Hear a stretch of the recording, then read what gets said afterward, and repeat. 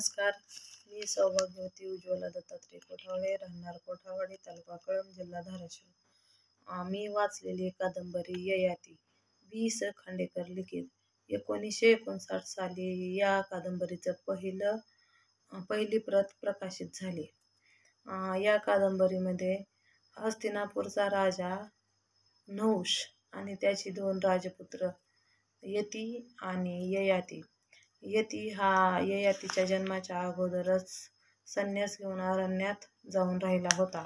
त्यामुळं राजपुत्राचा आणि नंतर राजा होण्याचा सन्मान हा ययातीलाच मिळाला होता.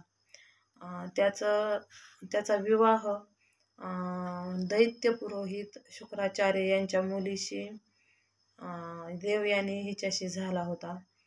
आणि त्याच्यामध्ये दैत्यराज वृषपर्व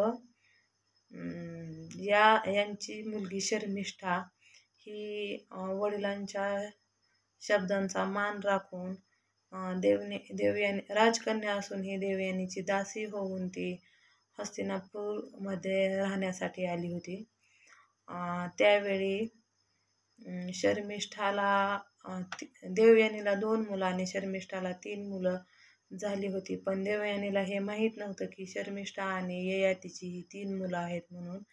आणि ज्यावेळेस तिला हे माहीत झालं की शर्मिष्ठा आणि ययातीची 3 मुलं आहेत म्हणून, त्यावेळेस तिनं तिच्या वडिलांकडे तक्रार केली आणि वडिलांना ती सांगू लागली की माझ्यापेक्षा ययातीचं प्रेम हे शर्मिष्ठेवर जास्त आहे.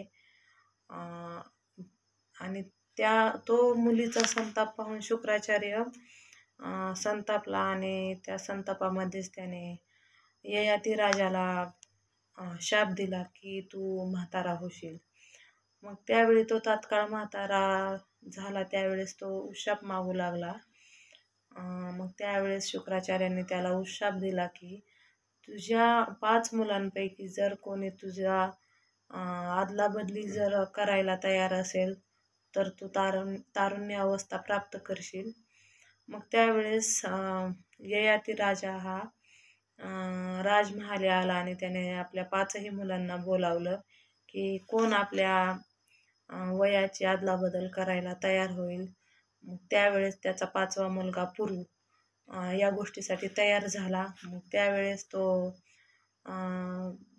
ययाती राजाचं वार्धक्य म्हणजेच म्हातारपण पुरूला आलं आणि पुरूचं तारुण्यावस्था ही ययातीला प्राप्त झाली.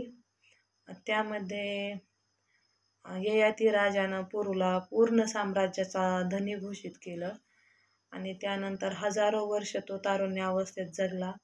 खूप सुखोपभोग घेतला त्याने आणि नंतर त्याला त्या उपभोगण्याचा पण कंटाळा येऊ लागला. त्यावेळेस त्याने पुरूला बोलावलं आणि त्याला सांगितलं की तुझं जे तारुण्य अवस्था आहे ती तुला घे आणि माझं म्हातारपण मला दे. आणि ते दिल्यानंतर तो आश्रमामध्ये वानप्रस्थ झाला. म्हणजे तो सर्व काही सोडून आश्रमामध्ये जाऊन राहू लागला. यामध्ये ययातीची अवस्था ही कादंबरी वाचताना मला दिसली. ती अवस्था म्हणजे त्याच्या मनातल्या इच्छा वेगळ्याच होत्या आणि त्याला वेगळ्याच गोष्टींसोबत संघर्ष करावा लागत होता. आणि वि.स. खांडेकरांनी या कादंबरीमध्ये शब्दरचना खूप छान केलेली आहे. प्रत्येक ठिकाणी तो जाईल त्या ठिकाणी त्याने वर्णन पण त्या ठिकाणाचं खांडेकरांनी खूप छान शब्दामध्ये केलेलं आहे आणि त्यांचं शब्दरचना ही खूप अप्रतिम आहे आणि ही ययाती ही कादंबरी वाचण्यासारखी आहे. धन्यवाद.